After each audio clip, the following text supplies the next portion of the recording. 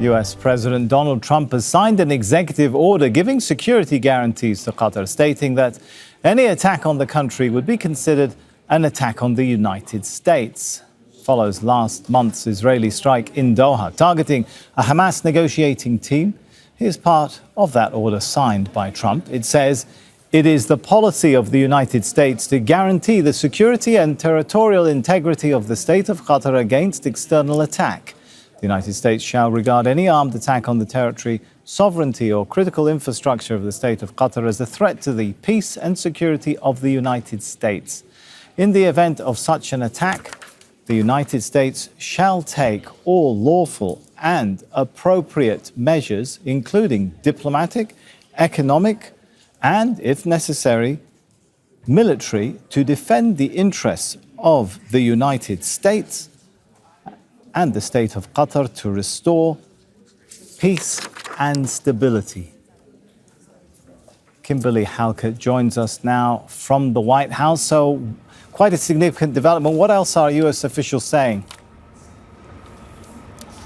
Well, U.S. officials actually have not spoken about this directly, but what we know is that there was lots of talk about this, particularly when the Israeli Prime Minister Benjamin Netanyahu was here at the White House on Monday. Why? Because that is when the U.S. president, who was furious about the attack that Israel launched earlier this month on Qatar, specifically those Hamas leaders that were meeting in Doha to go over a U.S. proposal to end Israel's war on Gaza, why they were so furious about the attack, but also that is what, during this meeting, prompted an insistence by the U.S. president that the Israeli prime minister apologize in a telephone call to the Qatari prime minister. That is what we understand took place.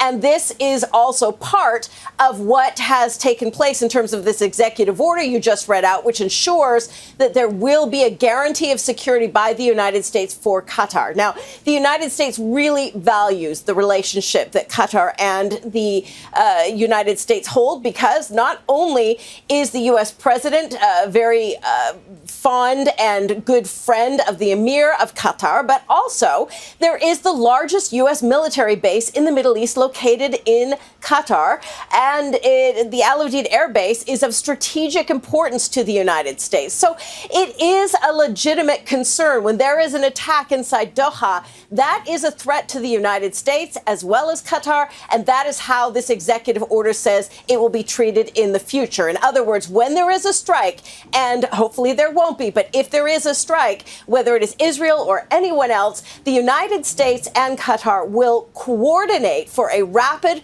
response, whether it be military, diplomatic, or economic, in order to ensure the safety and the interests of both Qatar and the United States. All right, let's thank Kimberly Halkett for her reporting there. Let's bring it here in the studio in Doha. We have joining us Adnan Hayajneh. He's a professor of international relations at Qatar University, specializing in US foreign policy towards the Middle East and Gulf security, as well as Al Jazeera's Osama bin Javaid, of course. He's covered the aftermath of that Israeli attack here in Doha. Good to have you both with us. So, Osama, how unusual is this for the US to have to make this kind of statement after an ally has been attacked by another ally?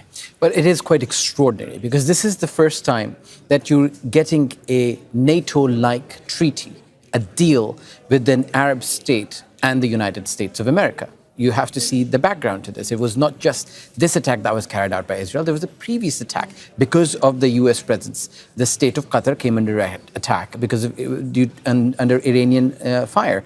And then this attack happens, which the Qatari defenses were not able to intercept. A lot of questions were asked about how the United States is, as an ally, can justify its presence. And this is why you've got maybe all this of is this. where it is good to bring in Adnan. Is this the US basically trying to shore up its credentials as the number one security partner of this region? I think so. After the fallout, I think they failed to defend Qatar after the attack from Iran, and they were an attack on September 9th by the Israelis, and the Americans failed to do anything about it. And the Qataris were not happy about the United States, and there were some talks about with the Trump administration to provide some security guarantees. And I think there were a lot of talks after that. And this is coming after the apologies coming from Netanyahu to the Prime Minister of Qatar. Right. And this is to show an accurate, really, some things on the ground that we are willing to do some things. And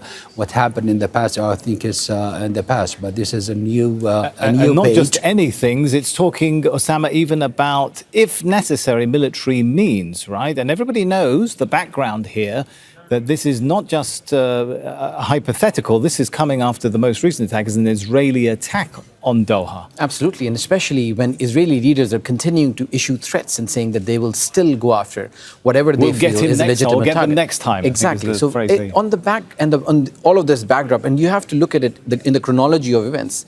The U.S. president sat down the Israeli prime minister against his will and got him to apologize to the Qatari prime minister.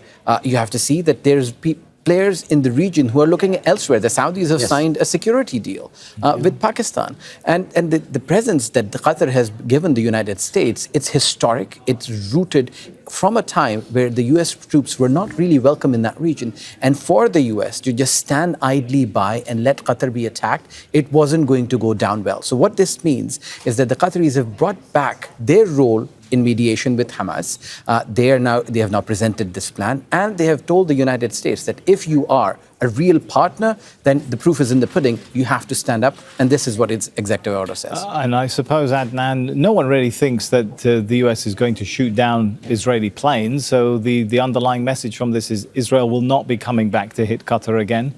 We have to make sure that this is only an executive order. It is not a treaty. I disagree with that it is the resemblance of the Article 5 of the NATO, because the NATO is a treaty, and it is only just coming from Trump. If Trump goes, and some other president will come, so it is not obligatory for the United States to defend Qatar. But I think it's an improvement, and it is a major shift in U.S. foreign policy towards Qatar. As an executive order, it doesn't need further ratification, though, It does not. So it's a way of circumventing that. Because if a treaty has become a law, it has to be passed by the Senate and by the U.S. Congress, and it is obligatory for all for the future presidents to follow up with that. It is only just to make up for what really happened on the cracks between the United States and Qatar after the attack from the Israelis and from Iran, and having two bases and the United States not doing anything. Now I think Trump is delivering something on the ground to say that we will have some support and some protection for the Qataris, and they have to rest assured that there will be no attack from Israel in the future. Osama, this is a bit of a slap on the Israelis, right? How's this going to go down as well with Netanyahu? He came under criticism domestically from some of his coalition partners on why did you offer that apology? Assumedly, this is going to pour more grievance on that pain, shall we say? Absolutely, because you see, Netanyahu, essentially what every analyst has said to us is that he overplayed his hand, whether it was at the United Nations, whether it was attacking Qatar, whether it was not taking the US administration on board, although you have to figure out who knew what when this attack actually happened. And the US said that it had informed the Qataris, albeit after 10 minutes of the actual attack. But it does go to show that yes, Israel enjoys that immunity from the United States, militarily, politically, economically.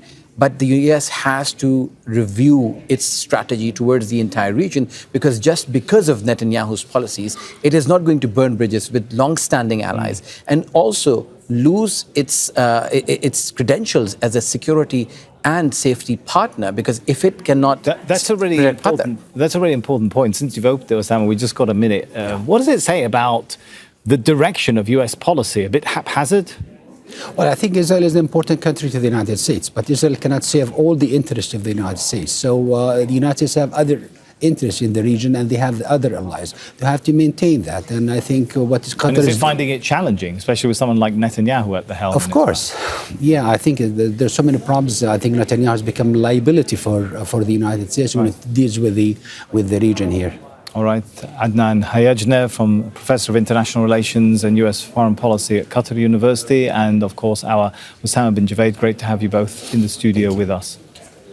Don't miss out the full picture. Subscribe to Al Jazeera for reliable news and expert insights. Like, share, stay ahead.